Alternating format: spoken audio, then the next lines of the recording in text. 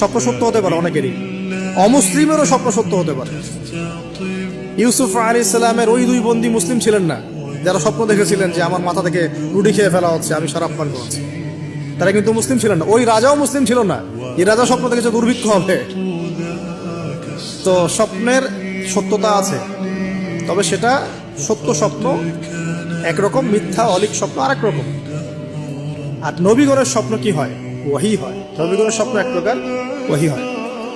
এবার যখন পাশ ফিরিয়ে দিলেন, আল্লাহ পাক ডাকলেন, ফানাদাইনাহু ইয়া ইব্রাহিম ক্বাদ সাদ্দাকতা রুয়া, আপনি আপনার স্বপ্নকে সত্যায়ন করেছেন। ক্বাদ সাদ্দাকতা রুয়া, এটা ছিল আল্লাহর পক্ষ থেকে একটা বড় পরীক্ষা।